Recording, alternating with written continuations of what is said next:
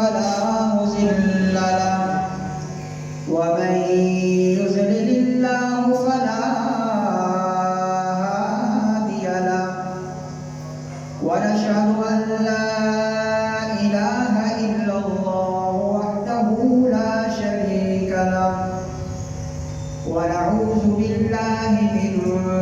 شرور أنفسنا ومن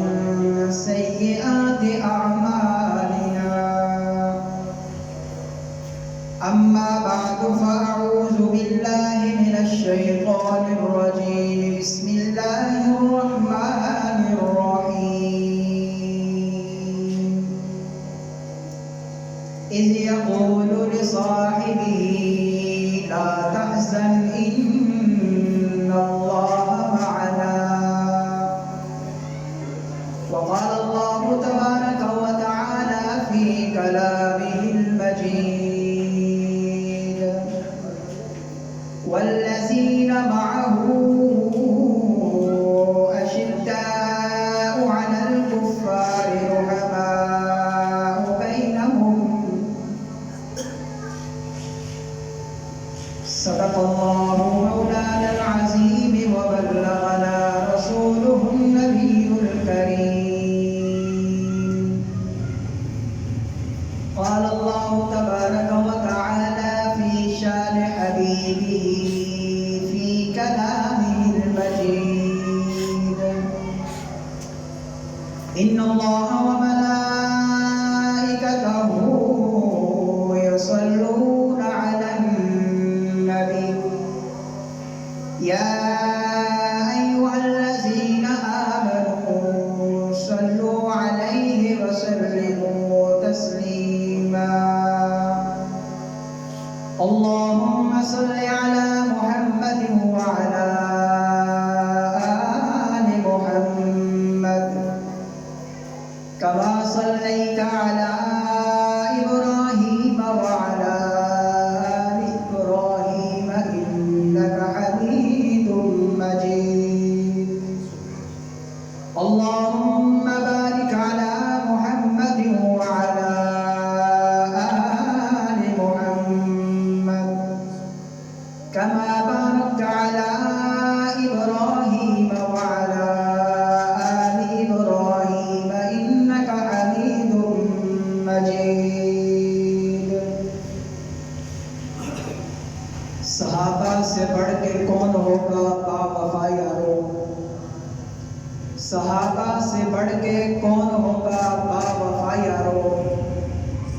قرآن میں ہے مذکور جن کی ہر ہر ادا یارو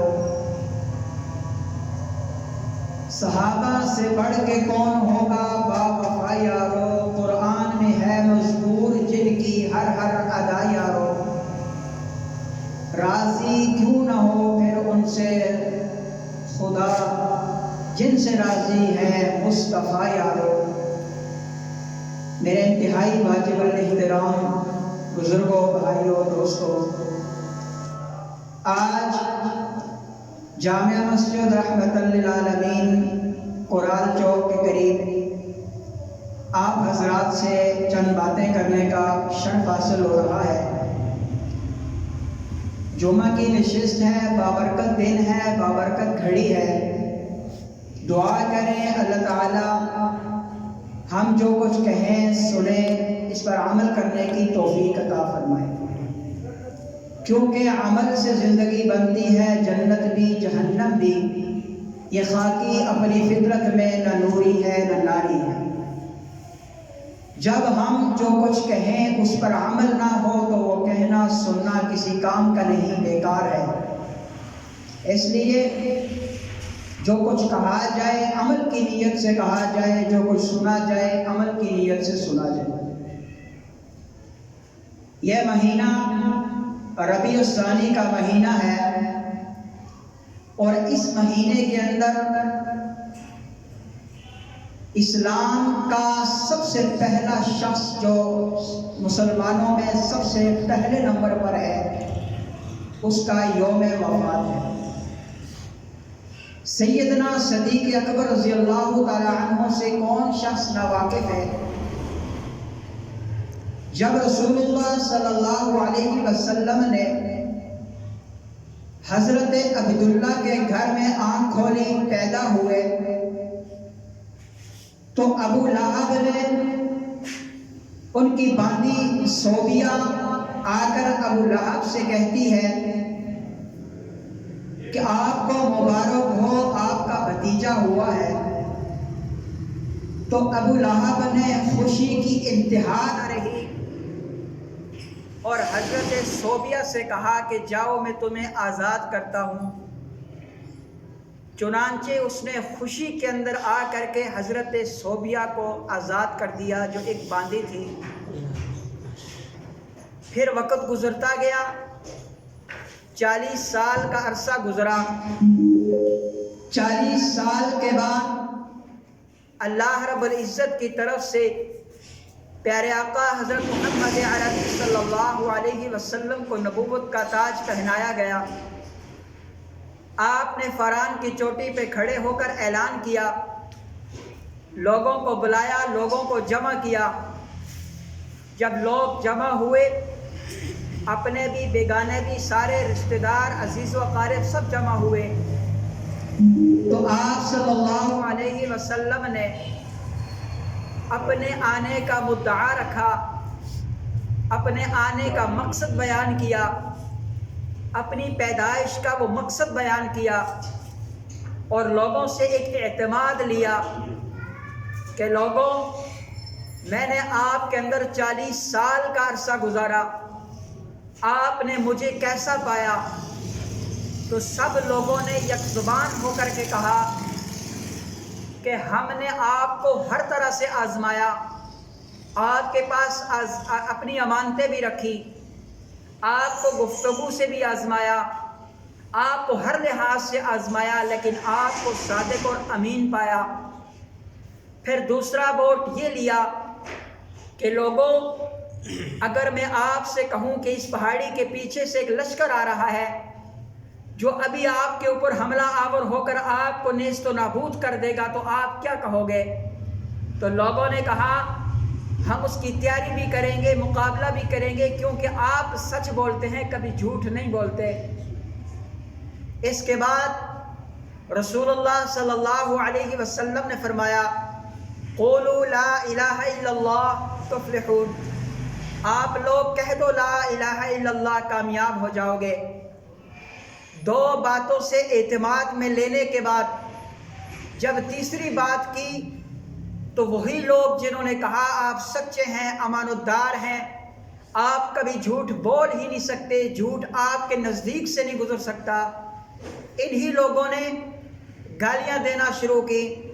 انہی لوگوں نے پتھر اٹھا کر مارنا شروع کیا، حتیٰ کہ وہی چچا جس نے آپ کی پیدائش کی خوشی میں اپنی باندی کو آزاد کر دیا تھا، اسی چچا نے پتھر اٹھا کر آپ صلی اللہ علیہ وسلم کو مارا، پیشانی سے خون کے فوارے چھوٹ پڑے۔ لیکن اس وقت بھی وہ جو ساتھ کھڑا تھا، پوری دنیا ایک طرف تھی، جو ایک ساتھ کھڑا تھا اسے صدیق اکبر رضی اللہ تعالیٰ عنہ کہتے ہیں۔ سبحان اللہ۔ ان مشکل حالات میں، ان تنہائی کے حالات میں، جب سارے اپنے اور بیگانے مخالف ہو گئے، سیدنا صدیق اکبر رضی اللہ تعالیٰ عنہ نے ساتھ دیا۔ پھر وقت گزرتا گیا، کسی نے دلائل مانگے، کسی نے کہا آپ آسمان کے چاند کو 2 ٹکڑے کرو، ہم آپ پر ایمان لائیں گے، کسی نے کہا وہ درخت کی جو کھجوریں ہیں وہ خود بخود آپ کے پاس آ جائیں تو ہم آپ پر ایمان لائیں گے، کسی نے کہا یہ دودھ نہ دینے والی بکری یا اونٹنی اگر دودھ دینا شروع کر دے تو ہم آپ کے اوپر ایمان لائیں گے۔ مختلف انداز سے لوگوں نے اپنایا، دلائل مانگے، نبوت کے اوپر دلائل مانگے، لیکن ایک وہ شخص تھا جسے صدیق اکبر رضی اللہ تعالیٰ عنہ کہتے ہیں، جس نے نہ دلیل مانگی اور نہ دلیل دیکھی، آپ کے اوپر ایمان لائے۔ اور پھر جب آپ کے اوپر ایمان لانے کی پاداش میں سیدنا صدیق اکبر رضی اللہ تعالیٰ عنہ کو مارا جاتا، حتیٰ کہ اتنا مارا جاتا کہ آپ بے ہوش ہو جاتے، جب ہوش میں آ جاتے تو ماں کہتی کہ گھر میں آؤ، کچھ آرام کرو، کچھ کھا لو، تو ان کی زبان پر ایک ہی جملہ ہوتا، میرے محمد کا کیا حال ہے۔ یہ صدیق اکبر رضی اللہ تعالی عنہ جب رسول اللہ صلی اللہ علیہ وسلم نے چندے کا اعلان کیا کہ جہاد پر جانا ہے تو آپ لوگ چندہ جمع کیجئے،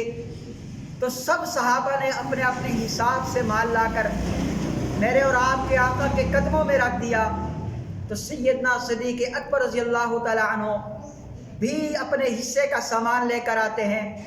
رسول اللہ صلی اللہ علیہ وسلم صحابہ کرام سے پوچھتے ہیں کہ فلاں تم کتنا لائے ہو، فلاں تم کتنا لائے ہو۔ جب باری صدیق اکبر رضی اللہ تعالی عنہ کی آتی ہے تو پوچھتے ہیں ابو بکر آپ کتنا لائے ہو، تو ابو بکر صدیق رضی اللہ تعالی عنہ فرماتے ہیں یا رسول اللہ آپ یوں پوچھئے کہ میں گھر کتنا چھوڑ کے آیا ہوں۔ ہاں ابو بکر بتاؤ گھر کیا چھوڑ کے آیا ہو؟ تو ابو بکر صدیق رضی اللہ تعالی عنہ فرماتے ہیں کہ یا رسول اللہ میں گھر میں آپ کا اور آپ کے خدا کا نام چھوڑ کر آیا ہوں۔ سبحان اللہ۔ یہ صدیق اکبر رضی اللہ تعالی عنہ جب اپنے جسم کی طرف دیکھتے ہیں تو لباس پہنا ہوا ہے، قیمتی لباس، آپ اسے اتارتے ہیں، ٹاٹ اپنے ساتھ لپیٹ لیتے ہیں اور وہ قیمتی لباس رسول اللہ صلی اللہ علیہ وسلم کے قدموں پہ نچھاور کر دیتے ہیں۔ رب کائنات کو یہ منظر اتنا پسند آتا ہے، اتنا پسند آتا ہے کہ اللہ فرشتوں میں اعلان کرتے ہیں کہ فرشتوں زمین پر دیکھو، میرے محبوب کے دوست نے، میرے محبوب کے یار نے اپنا قیمتی لباس اتار کر میرے محبوب کے قدموں میں نچھاور کر دیا۔ فرشتوں آج کے دن تم سب نے اپنا نورانی لباس اتار کر ٹاٹ کا لباس پہننا ہے۔ چنانچہ سارے فرشتوں نے ٹاٹ کا لباس پہنا اور جبرائیل علیہ السلام کو اللہ رب العزت نے بلایا اور بلا کر کے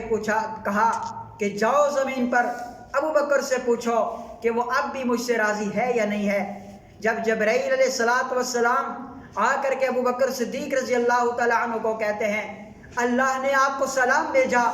اور کہا کہ ابو بکر اس حال میں آپ مجھ سے راضی ہو کہ نہیں ہو؟ ابو بکر کی چیخیں نکل جاتی ہیں اور وہ کہتے ہیں الہ العالمین اگر آپ اس حال پہ مجھ سے راضی ہیں تو میں آپ سے راضی ہوں۔ سرکار دو عالم صلی اللہ علیہ وسلم نے جب نبوت کا اعلان کیا تو آپ نے کوئی دلیل نہیں مانگی، لیکن جب آپ معراج پہ جاتے ہیں رات کے کچھ حصے میں آپ اپنے گھر سے مسجد اقصی آتے ہیں، 1,44,24,000 انبیاء کی امامت کرواتے ہیں، پھر پہلے آسمان، پھر دوسرے آسمان، پھر تیسرے آسمان، پھر عرش معلیٰ، اللہ رب العزت سے ملاقات، راز و نیاز کی باتیں، نمازوں کا تحفہ، جنت اور جہنم کی سیر،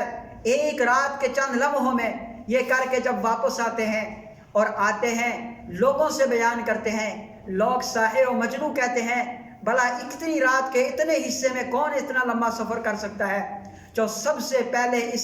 سفر کی تصدیق کرتا ہے وہ ابو بکر صدیق رضی اللہ تعالیٰ عنہ۔ سبحان اللہ۔ جب ابو بکر صدیق رضی اللہ تعالیٰ عنہ نے بغیر دلیل کے مانا، بغیر دلیل کو دیکھے مانا، بغیر دلیل کو مانگے مانا، تو پھر انعام کیا ملا؟ انعام یہ ملا کہ ابو بکر فی الجنہ۔ اے ابو بکر صدیق تو صرف جنتی نہیں ہے، تو ایسا جنتی ہے کہ نبیوں کے بعد جب تک تو جنت میں نہیں جائے گا کوئی امتی جنت میں جا نہیں سکتا۔ اور قیامت کا دن ہوگا، اللہ رب العزت اپنے غصے کے عالم میں ہوں گے اور اس وقت ہر شخص کہے گا کہ میرا حساب لیا جائے، میرا حساب لیا جائے۔ نفس نفسی کا عالم ہوگا، یوم یفر المرء من اخیہ وامہ وابی وصاحبتہ وبنی لکل امرئ منہم یومئذ شأن یغنی۔ ہر ایک اپنے اپنے اعمال کا رونا رو رہا ہوگا، بھائی بھائی کے کام نہیں آئے گا۔ باپ جو اپنی اولاد کے لیے دن رات نہیں دیکھتا، جان تک قربان کرتا ہے کہ میری اولاد کو تکلیف نہ ہو، وہ باپ بھی آج بیزار ہو جائے گا۔ بیوی جو اپنے ماں باپ کو چھوڑ کر کے آتی ہے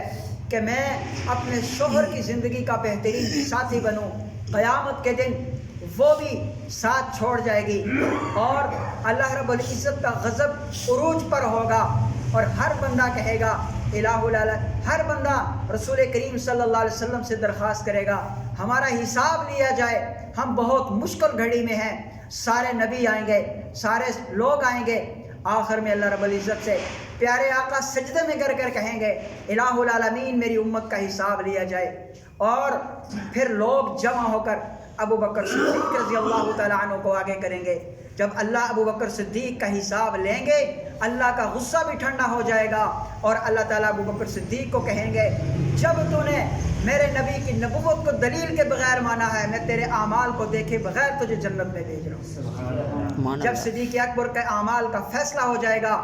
جنت میں چلے جائیں گے، پھر امت کا حساب شروع ہوگا۔ اللہ رب العزت کا غصہ ٹھنڈے کرنے والا اگر کوئی ہے تو وہ ابو بکر صدیق رضی اللہ تعالیٰ۔ پھر جب رسول اللہ صلی اللہ علیہ وسلم اس دنیا سے ہجرت فرما جاتے ہیں، کوچ کر جاتے ہیں، پردہ فرما جاتے ہیں، اور خلافت ابو بکر صدیق رضی اللہ تعالیٰ عنہ کو ملتی ہے، فتنوں کا ظہور شروع ہو جاتا ہے۔ کہیں پہ ختم نبوت کا فتنہ ہے، کہیں پہ منکرین زکوٰۃ کا فتنہ ہے، مختلف فتنوں کے ظہور شروع ہو جاتے ہیں۔ ابو بکر صدیق اپنی تلوار کو نیام سے نکالتے ہیں اور ان فتنوں کی سرکوبی کے لیے میدان عمل میں آتے ہیں۔ عمر رضی اللہ تعالیٰ عنہ بھی آ جاتے ہیں، عثمان رضی اللہ تعالیٰ عنہ بھی آ جاتے ہیں، علی رضی اللہ تعالیٰ عنہ بھی آ جاتے ہیں۔ ابو بکر امیر المومنین ایسا نہ کیجئے، کیوں نہ کروں، فتنوں کا ظہور ہے، لوگ مخالف ہو گئے ہیں، فتنے عروج پہ ہیں، ہر طرف سے فتنے نکلے ہیں، ہم کتنے ہیں، ہم چند لوگ ہیں، اگر ہم نے ان کے خلاف جنگ کی تو ہم مارے جائیں گے یا ہم مغلوب ہو جائیں گے، ان لوگوں کا پھر قبضہ ہو جائے گا تو ہمارا کچھ نہیں بن پائے گا۔ ابو بکر صدیق رضی اللہ تعالیٰ عنہ نے کہا کہ تم سب میرا ساتھ نہ دو، میں تنے تنہا لڑوں گا، اور میں یہ نہیں چاہتا کہ جب تک میں زندہ ہوں میرے مصطفیٰ کا دین مٹ جائے۔ اور پھر ابو بکر صدیق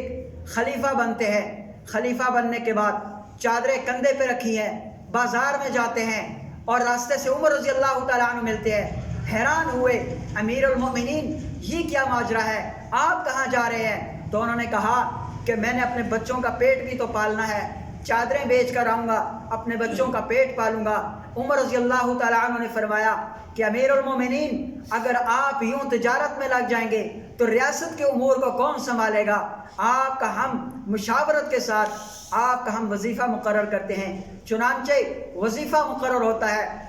وظیفہ مقرر ہونے کے بعد ہر ماہ آپ کو وظیفہ ملتا ہے، اور ایک دن گھر جاتے ہیں، بیٹھے ہوتے ہیں تو ابو بکر صدیق رضی اللہ تعالیٰ عنہ سے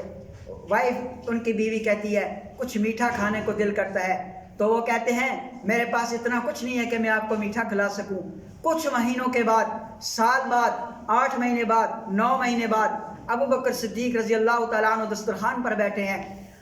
بیوی نے کھانا پکا کر سامنے رکھا اور اس کھانے میں کچھ میٹھا بھی تھا۔ ابو بکر صدیق رضی اللہ تعالیٰ عنہ نے پوچھا یہ میٹھا کہاں سے آیا؟ تو حضرت ان کی وائف نے فرمایا کہ یہ میں تھوڑا تھوڑا کر کے آپ کی تنخواہ سے جمع کر لیتی تھی،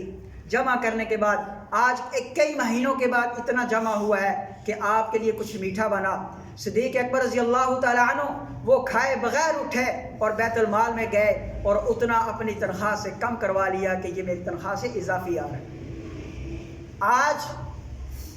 ہم بڑے فخر کے ساتھ، بڑے اطمینان کے ساتھ ان صحابہ کے قصے سناتے بھی ہیں، سنتے بھی ہیں، ان حکمرانوں کے قصے سنتے بھی ہیں، سناتے بھی ہیں، لیکن سننے والا اور سنانے والا عمل کتنا کرتے ہیں؟ آج پیسے جمع کرنے کا ایک رواج بن چکا ہے اور ہم کہتے ہیں کہ یہ پیسے جمع ہوں گے تو کچھ نظام بنے گا، ورنہ کیا ہوگا، مستقبل کا کیا ہوگا؟ ان لوگوں کو اللہ نے مستقبل کی نہیں، دین اسلام کی سوچ ذہن میں ڈالی ہے۔ انہوں نے ایک ہی فکر کی ہے کہ میرے محمد عربی صلی اللہ علیہ وسلم کا دین آنے والی نسلوں تک کیسے پہنچے گا، آنے والی نسلوں تک میرے مصطفیٰ کریم کا یہ دین من و عن کس انداز سے پہنچے گا، یہ فکر ان لوگوں میں تھی۔ آج ہم لوگوں میں کیا فکر ہے کہ ہم اپنے بچوں کی